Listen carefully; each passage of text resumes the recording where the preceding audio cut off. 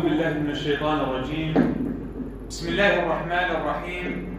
الحمد لله رب العالمين، وأفضل صلاة وأتم تسليم على المبعوث رحمة للعالمين سيدنا وحبيبنا وشفيعنا وقرة أعيننا الهادي إلى سواء السبيل محمد عليه أفضل الصلاة وأتم التسليم. اللهم لا علم لنا إلا ما علمتنا إنك أنت العليم الحكيم، ولا فهم لنا إلا ما فهمتنا إنك على ما تشاء قدير. اللهم علمنا ما ينفعنا وانفعنا بما علمتنا وزدنا علما وعملا يا رب العالمين.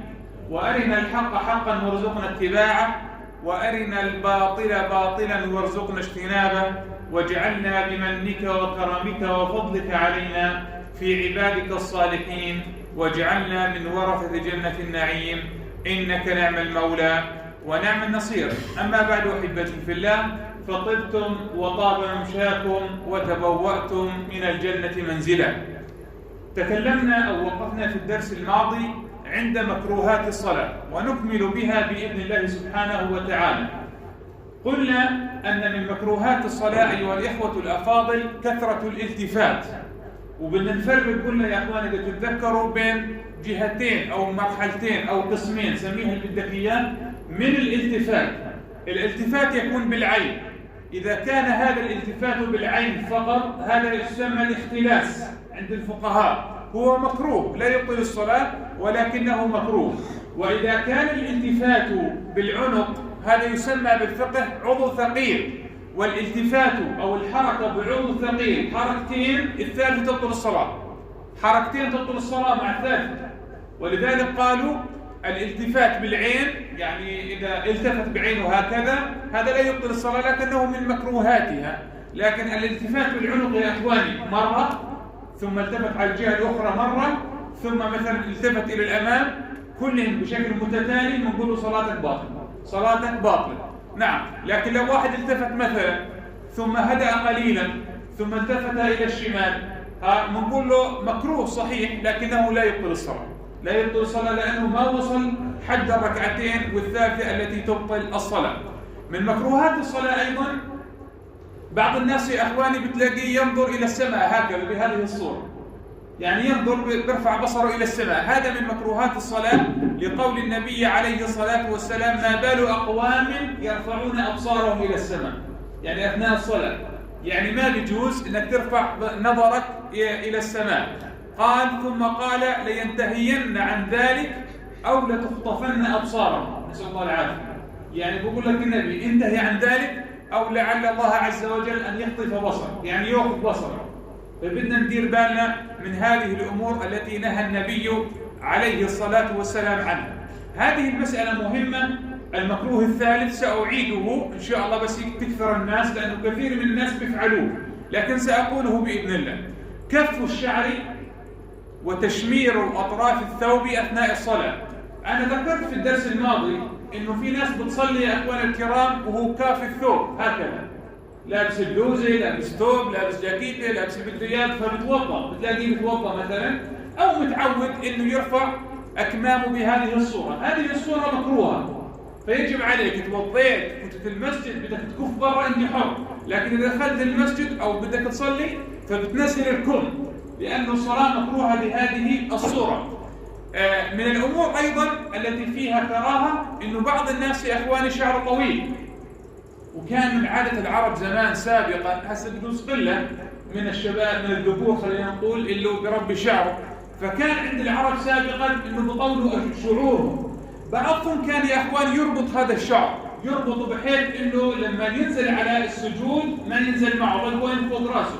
هذه من الأمور المنهي عنها، من الأمور المنهي عنها إنه إذا أنت شعرك طويل كما قال النبي عليه الصلاة والسلام: خليه يسجد معك، خليه يسجد معك، فلا تربطه، لا تربطه. هذا لأصحاب الشعور الطويلة، لأصحاب الشعور الطويلة، لقول النبي عليه الصلاة والسلام ماذا قال: أمرت أن أسجد على 7 أعظم. 7 أعظم ذكرناها سابقا لكن لا بأس من ذكرها. هذه واحدة، هذه عظمة، العظمة الثانية، العظمة الثالثة، العظمة الرابعة الركبة، العظمة الخامسة الركبة التي تليها الشمال، ثم الرجل، ثم الرجل اليسرى. هذه اللي هي 7 أعظم. قال ولا أكف ثوبا، وأن لا أكف ثوبا ولا شعرا، لا ثوبا ولا شعر. فإذا أنت شعرك طويل خليه ينزل معك على السجود. نعم، لقول النبي عليه الصلاة والسلام. طيب، هل كف الثوب يا أخواني فقط أنه بهذه الصورة كف الثوب؟ لا، في أمور أخرى. طيب، خاصة اللي بيلبس دشداش مثلا أو ثوب، يعني على اختلاف اللفظات بين الناس. الآن هسه في بس ينزل في ناس إيش بيسوي؟ بتلاقيه بيقول زي هيك، صح؟ بهذه الصورة مثلا، بتلاقيه بده يسجد، فبتلاقيه بيقول زي هيك، حتى إيش؟ إنه يكون أريح له في السجود أو في النزول. وحتى هذا الثوب يعني خلينا نقول ما يضايقه أثناء سجوده. هذه من الأمور المنهي عنها، هذه من الأمور المنهي عنها. بدك الثوب ينزل معك بهيئته، بدك الثوب لازم ينزل معك لحديث النبي عليه الصلاة والسلام وألا أكف ثوبا ولا شعرا. والمقصود بكف الثوب وضمه أثناء السجود أو شد بعضه على بعض بحيث لا يلمس الأرض، بحيث لا يلمس الأرض أثناء السجود، أو كفه عند الأكمام، أو كفه عند الأكمام. هذه النقطة سأقولها إن شاء الله قبيل الأذان بإذن الله سبحانه وتعالى حتى نتكلم فيها أمام الناس. المكروه الذي يليه ألا يصلي الإنسان بحضرة الطعام ونفسه تتوق إلى هذا الطعام. يعني مثال، أنت جيعان وأن أم العيال حاطها الطعام، أو أمك أو أختك الله يجزيها خير مما كان حاطها الطعام ونفسك بهذا الطعام، فبيقول لك النبي عليه الصلاة والسلام أكل وبعدين بتصلي. إذا نفسك بالطعام أكل وبعدين بتصلي، حتى إنه فكرك ما ينشغل بهذا الطعام. شوفوا قديش ديننا حريص على المسلم وعلى العبادات، حتى ما ينشغل فكرك بهذا الطعام. لا، أكل بقول لك. إذا كنت بدك تصلي منفرد يعني أكل، ثم بعد ذلك بتصلي، حتى لا ينشغل ويفوت على نفسه الخشوع في الصلاة بسبب هذا الطعام، لحديث النبي عليه الصلاة والسلام إذا وضع العشاء أو عشاء أحدكم وأقيمت الصلاة فابدأوا بالعشاء ولا يعجل أحدكم حتى يفرغ منه. يعني كل براحتك، أكل براحتك ثم قوم إلى الصلاة.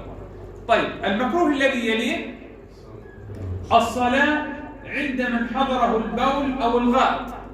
بعض الناس للأسف الشديد بتلاقيه يعني حاقن أو حاقب، يعني باللغة العامية يسمونه حشكان، فبده يفوت على الحمام، فبتلاقيه بضل يصبر بحاله عشان إيش؟ ما يتوضاش مرة ثانية. هذه الحالة نهى عنها النبي عليه الصلاة والسلام. فإذا بدك تفوت على الحمام، بدك تقضي حاجة سواء من بول أو غائط، ففوت على الحمام وتوضأ ومن ثم تيجي بتصلي. أما أن تقف بين يدي الله عز وجل ترفع أجر وتنزل أجر وتقصر حالك، لا، هذا لا يليق بحضرة الله سبحانه وتعالى. فإذا بدك تروح تزور مسؤول، معقول تروح ويعني وانت هيك حاشر حالك؟ لا، أكيد بدك تروح وانت متهيئ على أحسن ما يكون، فما بالك إذا وقفت بين يدي الله سبحانه وتعالى، لقول النبي عليه الصلاة والسلام لا صلاة بحضرة طعام، قال ولا هو يدافعه الأخبثان. الأخبثان هو البول أجلكم الله والغائط، والحديث في مسلم رضي الله تبارك وتعالى عنه وعن عائشة ماذا قالت رضي الله عنها: والمراد بنفي الصلاة نفي كمالها. يعني واحد صلى يعني يقول صلاة صحيحة، لكن نفي كمال الصلاة، نفي كمال الصلاة، يعني الصلاة راح عليك من أجرها، لأنه الآن أنت ما راح يكون في خشوع أثناء وأنت تدافع الأخبثان، ما راح يكون في خشوع. الآن بهذه الحالة راح أنت فكرة كلها متى بدي أخلص الصلاة عشان أروح على الحمام، متى بدي أخلص الصلاة عشان أروح على الحمام، وراح أيضا يؤثر على صلاتك، راح تكون صلاتك سريعة، وأيضا الصلاة السريعة مما نهى عنه النبي عليه الصلاة والسلام. أيضا يا أخواني من مكروهات الصلاة أن يصلي الإنسان قال في حالة النعاس الشديد، في حالة النعاس الشديد. ولذلك الأصل بالمسلم إنه يسعى إلى إبراء ذمته دائما، حتى ما ينعس، حتى ما يصير معه أي شيء، دائما يسعى إلى إبراء ذمته، بمعنى إنه إذا أذن مباشرة، إذا كنت من أصحاب صلاة الجماعة عليك بالمسجد مباشرة. والله إذا انشغلت بأي شيء وبدك تصلي يعني أنت منفرد، مباشرة بس يأذن وكمل أذان، بعد ما انطلق السنة وتردد وراء المؤذن مباشرة بتصلي، مباشرة بتصلي. أما إنك تأخر صلاة العشاء وتأخر صلاة المغرب وتأخر غيرها، هذا كلام منهي عنه إلا لعذر. فالآن الذي يكون نعاسا شديدا لا يجوز له أن يصلي بهذه الهيئة، لحديث النبي عليه الصلاة والسلام: إذا نعس أحدكم وهو يصلي فليرقد، يعني فلينام شوي أو يرتاح عندك إياه. قال فليرقد حتى يذهب عنه النوم، حتى يذهب عنه النوم، فإن أحدكم إذا صلى وهو ناعس، شوف الكلام الجميل هون، قال فإن أحدكم إذا صلى وهو ناعس، يعني وهو نعسان، قال لعله يذهب يستغفر، هو بده يستغفر، قال فيسب نفسه، قال فيستجيب الله عز وجل. فهو بده يجي يستغفر، بدل ما يقول اللهم اغفر لي، اللهم لا تغفر لي مثلا، والعياذ بالله، وهو نعسان مش كان حاله. ولذلك النبي عليه الصلاة والسلام يا إخواني نهى عن الصلاة أثناء النعاس الشديد، لعل أحدكم ذهب يستغفر، قال فيسب نفسه بين يدي الله سبحانه وتعالى. أيضا يا إخواني من مكروهات الصلاة في الأماكن التالية: في الحمام، ما بيجوز تصلي بالحمام لوجود النجاسات. أيضا في طريق الناس، واحد يا إخواني يعني والله يمد السجادة بنص الشارع، بيجوز؟ لا، ما بيجوز تمد السجادة بنص الشارع. لكن لو واحد مثلا ماشي بسيارته، ما سايق تاكسي، سايق باص، أي مكان هذه المهنة، أقول لك كن طاش يا عمي، طاش، هات هالسيارة، صفيت على جنب وصليت على جنب الطريق، ما في بأس، الله يجزيك الخير، زادك الله حرصا، بل هذا حرص على الصلاة. لكن المنهي عنه في الطريق يا إخواني اللي هو تمد السجادة وين؟ في الشارع بطريق الناس، معروف هذا الطريق للناس، باجي أنا ما شاء الله تبارك الرحمن بمد السجادة وبقطع الطريق على الناس، والله بدي أصلي، لا، هذا الكلام لا يجوز. عليكم السلام ورحمة الله. فيجب عليك إنه أن تتنحى جانبا عن طريق الناس، ما بيجوز تصلي في ممر الناس. أيضا في السوق ما بيجوز أصلي في السوق. بالسوق كمان؟ طب أنت بتقول نجاسات والسوق شو له علاقة؟ أنا بقول لك ليش. السوق ليس المقصود به يا أخواني واحد عنده محل يصلي فيه، أنا بقصد بالحسبة مثلا. تخيل الحسبة المركزية مثلا أو الحسبة عند الجامع الكبير مثلا في أربد، تفوت عليها تمدها السجادة، يلا يا بندورة، يلا يا بطاطا، يلا مش عارف شو، هذا بيصيح مش مخليه شيء وانت ماسك السجادة، بيجوز؟ لا يجوز. وين الخشوع؟ أصلا أنت لما تيجي بدك تصلي يجب عليك أن تبحث عن مكان فيه خشوع تستطيع أن تخشى. لكن اللي يصيح البندورة والبطاطا والخيار والزهرة ومش عارف إيش، كيف بدك تخشى؟ ما في نوع من الخشوع راح يكون. وبالتالي السوق ليس المقصود فيه من له محل تجاري، لا، اللي له محل يصلي كيف ما صلى. أنا أقصد في مثل هذه المحلات، في مثل هذه الأماكن التي لا يستطيع الإنسان أن يستحضر شيئا من الخشوع. أيضا يا إخواني من الأماكن اللي مكروه فيها الصلاة المقبرة، وذكرنا فيها الله يجزيه الخير أبو رشيد الأسبوع الماضي بارك الله فيه. المقبرة أذكر إنه المكروه يا إخواني في المقبرة اللي هو بين القبور، لكن لو واحد صلى في ساحة المقبرة أو مثلا الغرف اللي فوق هذول ما في مشكلة. إذا تتذكروا وقت كورونا كانت تيجي الجنازة بعد صلاة الظهر، بعد العصر، بعد المغرب، متى ما تيجي نصلي الصلاة ثم نصلي الجنازة بالساحة، ما في مشكلة. الصلاة المقبرة اللي بنسولف عنها إنه بين القبور هي المنهي عنها أيها الإخوة الأفاضل. أيضا يا إخواني الكنيسة من الأماكن المكروه الصلاة فيها، لو واحد صلى نرجع نقول يا إخواني، نقول الله يجزيك الخير، أنت أسقطت الفرض لكنك عملت بخلاف الأولى إنك صليت خارج الكنيسة. أما إنك تصلي بنقول له يعني أنت خالفت السنة وعملت بخلاف الأولى. أيضا يا إخواني المزبلة أجلكم الله، يعني بصير واحد والله يمدها السجادة على يعني القاذورات، لا ما بيجوز. المزبلة من الأماكن المكروه الصلاة فيها، لكن إن تيقن إنه وجود النجاسة في المزبلة أو في غيرها يحرم، مش مكروه بصير يحرم الصلاة في مكان المزبلة أجلكم الله. نعم. صلي على محمد. قالوا أيضا من مكروهات الصلاة أن يصلي في أعطان الإبل. ما معنى أعطان الإبل؟ كيف يعني هسه بنقول الصيرة؟ أعطان الإبل مكان مبيت الإبل أو مكان تواجد الإبل. هنقول كيف الصيرة للغنم هي كما تكون للإبل. الآن معاطن الإبل لا يجوز الصلاة فيها ولا في مباركها، لا في أعطانها مكان استراحتها بالتحديد إذا كان مكانها، لأنه يا أخواني الإبل كما تعلمون حيوان عنيف ترى، وحيوان حقود ترى. ترى لو أنك مثلا تتآذيه بيظل حافظ لك إياه لبعد سنة. حيوان حقود، مش إنه حي الله حيوان، مش مثل الغنم ولا المعزة ولا كذا، لا. الإبل الناقة أو الجمل حيوان حقود، فإذا فعلت معه شيئا وما قدرش عليك بنفس الساعة بيخبي لك إياه. إذا قدر لك بعد أسبوع بتناولك، بعد أسبوعين بتناولك، بعد سنة بتناولك، وإذا رفسك أي والله بتجيب لك آخر الشارع وبدوس والله تقع ولا كسر راسك. فلذلك نهى النبي عليه الصلاة والسلام عن اللي هو الصلاة في معاطن الإبل ومباركها لهذا السبب ولمظنة وجود النجاسة. اللهم صل على حبيبنا رسول الله حتى يرضى.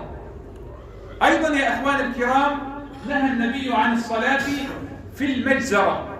ما هي المجزرة؟ المجزرة اللي هو مكان الذبح. يعني ما بصبط والله أجيب سجادة الصلاة وحطه يا أخواني بمكان الذبح.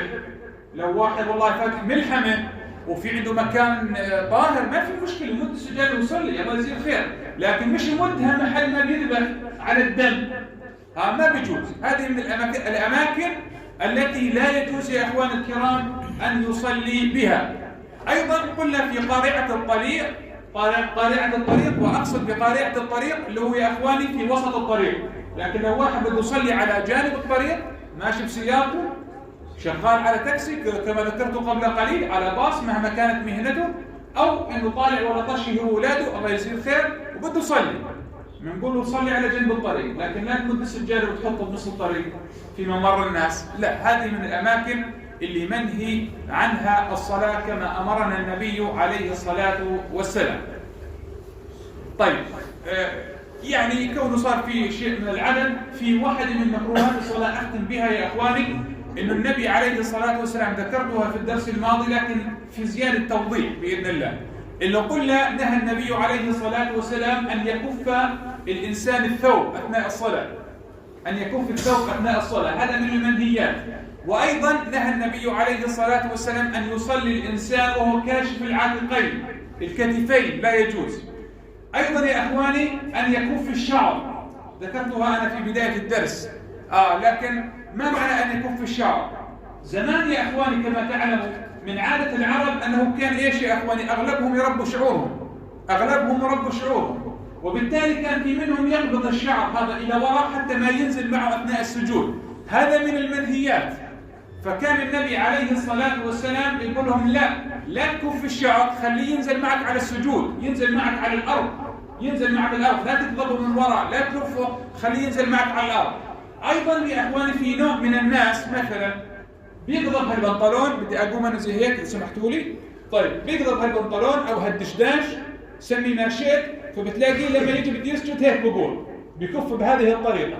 هذا من الأمور المنهي عنها، أيضا من الأمور المنهي عنها. بتصلي تخلي الثوب تبعك ينزل معك، لابس بنطلون، لابس بيجامة، لابس سروال اللي بدك إياه، خليه ينزل معك، لا تكفه، لا تعمل فيه هيك. لحديث النبي عليه الصلاة والسلام أمرت أن أسجد على 7 أعظم وألا أكف شعرا ولا ثوبا. والمقصود بكف الثوب قال اللي هو ضم الثوب بعضه على بعض عند الركوع أو السجود وشد وسطه إلى بعضه بهذه الصورة. احنا اختصرناها، قلنا كما يفعل الناس في مثل هذه الأيام بهذه الصورة. هذه من الأمور اللي منهي عنها عند النبي عليه الصلاة والسلام. أيضا أختم بالمنهيات حتى الأمور نفوت بموضوع جديد. من الأمور المنهي عنها يا أخواني إنه الإنسان إذا كان يصلي وهو لابس ثوب، كان زمان يا أخواني في فقر بين الصحابة رضي الله تبارك وتعالى عنهم، فكان أغلبهم يا أخواني تلاقي يلبس ثوب واحد مش فيش تحتيه وشي، وبالتالي بتلاقي يا أخواني إحنا بنشوف في بعض الناس في هذه الأيام بالصيف مثلا ما بيلبس بيجامة، ما بيلبس سروال، ما بيلبس شيء تحت الثوب، وبالتالي بتلاقي يعني مبين شيء من تحت، سامحوني يعني تلاقي شيء مبين من تحت. ولذلك ماذا أمر النبي عليه الصلاة والسلام؟ فبقول لك اجريك زي هيك ضمهن إلى بعض. من المنهي عنه إنه تصلي بهذه الصورة، اجريك بهذه الصورة مفتوحات، لكن لو ضممت رجليك إلى بعض بهذه الصورة إذا يعني في شيء بده يبين ما بيبين بهذه الصورة. نعم، فهذه أيضا من الأمور اللي منهي عنها، نهى عنها النبي عليه الصلاة والسلام. في بعض الأمور يا أخواني يجب على المرأة أن تخالف الرجل فيها في الصلاة. من هذه الأمور طبعا في بعض الأمور لربما يعني سردناها أثناء الحديث سابقا، لكن نذكرها بإذن الله سبحانه وتعالى. اللي مرينا عليه بنمر عليها السريع. أولا من الأمور التي يسن للمرأة أن تخالف الرجل فيها أن تضم بعضها إلى بعض في السجود. قلنا يا أخوان الكرام إذا تتذكروا من السنة النبي عليه الصلاة والسلام إذا سجد أن يسجد بهذه الصورة، يفتح يديه ويوسع بين صدره وفخذيه عليه الصلاة والسلام. لكن المرأة وجب عليها أو من السنة أن تضم نفسها بهذه الصورة وتقرب نفسها بهذه الصورة، هو أستر. شوف قديش يا أخواني حتى في الصلاة في الصلاة ديننا أمر بالستر. حتى في الصلاة الرجل يفتح ما في مشكلة بهذه الصورة، قال لكن المرأة تضم نفسها بهذه الصورة، الأيدين والرجلين بهذه الصورة هو أستر لها، كما قال النبي عليه الصلاة والسلام لما رأى امرأتان تصليان إذا سجدتما فضما بعض اللحم إلى الأرض فإن المرأة ليست بذلك كالرجل. يعني فلتخالف الرجل بهذه الهيئة، وأظن أنها واضحة بإذن الله سبحانه وتعالى. أن تخفض المرأة صوتها في حضرة الرجال الأجانب. يعني تخيلوا أنه امرأة مثلا بصلي النسوان مع بعض ما في مشكلة، لو واحد أمك بالنساء مع بعض ما في مشكلة، لكن يا أخواني لا يجوز لها أنه تقف قدام، يعني مثل ما بصف الرجال بتقدم، لا تصف بينهم، تكون بالوسط، بالصف بينهم بالوسط وتصلي. لكن إذا كان في هناك رجال قريبين منها قال بحضرة الرجال خليها تخفض الصوت. ما أنت مش مطالبة بالجهر بالصلاة بحضرة الرجال. والله ما فيش رجال، لا ما فيش مشكلة، صلي الله يجزيك الخير وبارك الله فيك ومش مشكلة الله يتقبل. لكن بحضرة الرجال أو إنه والله الرجال يطلعوا عليها يعني بيسمعوا صوتها، لا خليها تخفض من صوتها لحديث النبي عليه الصلاة والسلام وقول الله عز وجل قبل ذلك فلا تخضعن بالقول فيطمع الذي في قلبه مرض. نعم، اللهم صل على حبيبنا رسول الله. طبعا قال الفقهاء قال لأن صوت المرأة قد يثير الفتنة فيطلب منها خفض الصوت بحضرة الرجال الأجانب، بخلاف الرجل الذي يسن له أيها الإخوة أن يجهر في موضع الجهر، أن يجهر بموضع الجهر وأن يسر في مواضع الإسراء. من الأمور أيضا التي من السنة أن تخالف المرأة الرجل فيها في الصلاة إذا ناب المرأة شيء في الصلاة، يعني إذا حصل معها شيء المرأة في الصلاة، أو إنه يا أخوان الكرام إنه المرأة بتصلي بالنساء، أو أقول لك المرأة تصلي كما كانوا يفعلون بحضرة النبي عليه الصلاة والسلام، قلنا الرجال ثم الصبيان ثم النساء، وقال عليه الصلاة والسلام خير صفوف الرجال أولها وشرها آخرها، وخير صفوف النساء آخرها وشرها أولها، لاقترابها من إيش؟ من الرجال. الآن يا إخواني إذا ناب المرأة شيء، ما معنى ناب المرأة شيء؟ أو الرجل يعني ناب المسلم شيء أثناء الصلاة، يعني حصل معه شيء، الإمام خربط فالآن ما حد منتبه، فيسن للذكر كما تعلمون للرجل أن يقول سبحان الله، أن يقول الرجل سبحان الله. فإذا قال سبحان الله انتبه الإمام. لكن المرأة هل يسن لها أن تقول سبحان الله؟ لا، المرأة تصفق. كيف تصفق يعني؟ زي الحفلات يا حمراء يا لواحة؟ لا، أن تصفق، انبسط الشباب بصراحة، أن تصفق بهذه الصورة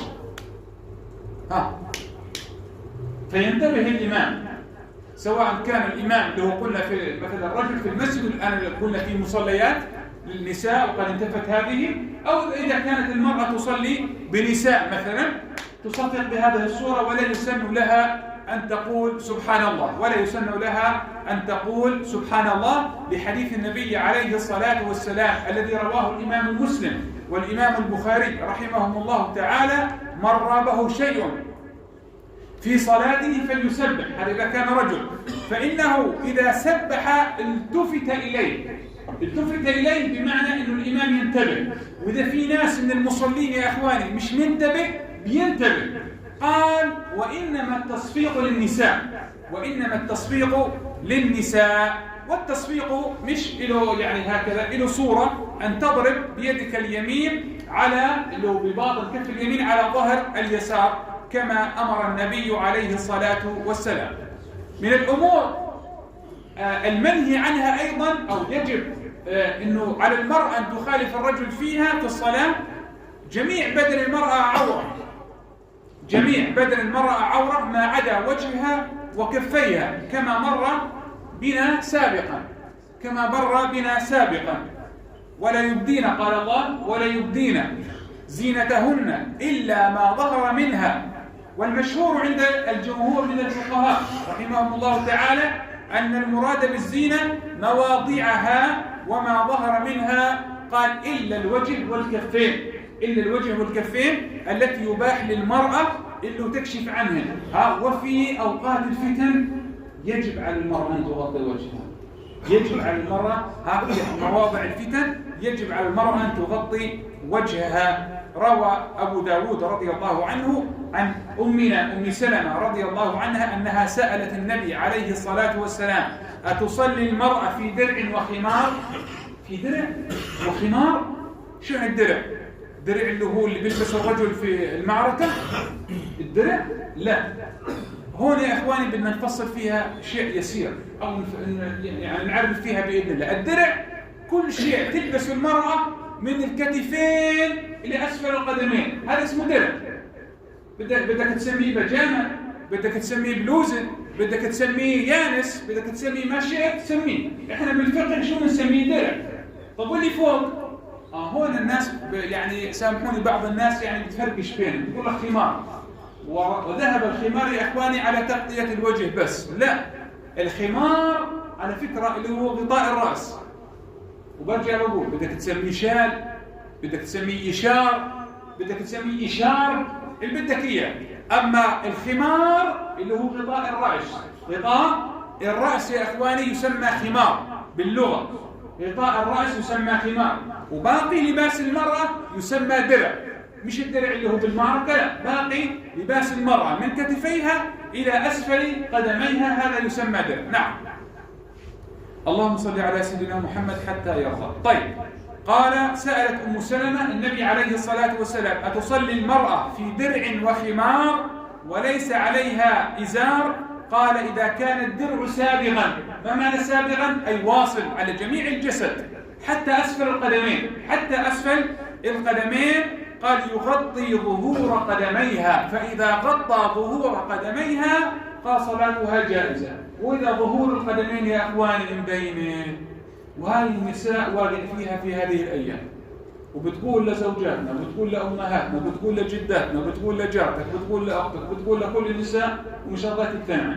يا عمي القدمين والله عورة، والله القدمين عورة، والذي أنزل القرآن الكريم والذي بعث محمد بالحق القدمين عورة. وإذا صلت المرأة وهي كاشف القدمين صلاتها باطلة، صلاتها باطلة. وبتقول لك لا أنا زي هيك والله أمي صلت وجدتي كانت تصلي. يا عمي كانوا يصلوا غلط، كانوا يصلوا غلط. طب شو نسوي فيهم؟ شو أمرهم إلى الله، ماليش علاقة فيهم، ما إلي علاقة فيهم، ربنا أرحم بهم بإذن الله عز وجل.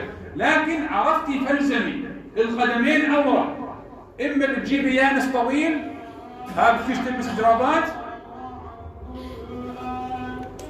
بتجيبي يانس طويل بتصلي فيه انت حرة، أو بتلبس جرابات. القدمين عورة، يجب على المرأة، برجع بقولها مرة مرتين وثلاث، يجب على المرأة أن تغطي القدمين، يجب على المرأة أن تغطي القدمين. وإذا صلت وهي كاشفة عن قدميها صلاتها باطلة. نعم، وهذا طبعا رأي الجمهور مش رأي واحد، لأن القدمين عورة. النبي واضح كان: يا أسماء إذا بلغت المرأة المحيض ماذا قالت؟ قال: لا يصح أن يرى منها إلا هذا وهذا، ما قالش وهذا، لم يقل القدمين. لكن بدك الصحيح برجع بقولها في كثير من النساء ما بترد الشيء الأيام، فبنقول إحنا نخلص ذمتنا أمام الله، والله عز وجل يعني هو يعني أرحم بنا جميعا. نسأل الله أن ربنا يغفر لنا جميعا يا رب. اللهم صل على سيدنا محمد. طيب، الذي تخالف به الموضع الخامس الذي تخالف المرأة الرجل فيه، وأختم به بإذن الله: لا يسن الأذان للمرأة. يعني مش زي الرجل. احنا قلنا الرجل وين ما كان الرجل مع غنماته مع عنزاته بالوادي بدور فطر بغد الخردله، من السنة انه ايش يا اخواني؟ انه يأذن. من السنة انه يأذن ويرفع صوته، لانه كل شيء بيسمعك من حجر وشجر وحيوان كل يشهد لك يوم القيامة. لكن لا يسن للمرأة، لا يسن لها الأذان، لكن يسن لها الإقامة، وأيضا بصوت منخفض بحضرة الرجال. نعم، بصوت منخفض بحضرة الرجال. أسأل الله العظيم رب العرش العظيم أن ينفعنا بما سمعنا، إنه ولي ذلك والقادر عليه، والحمد لله رب العالمين.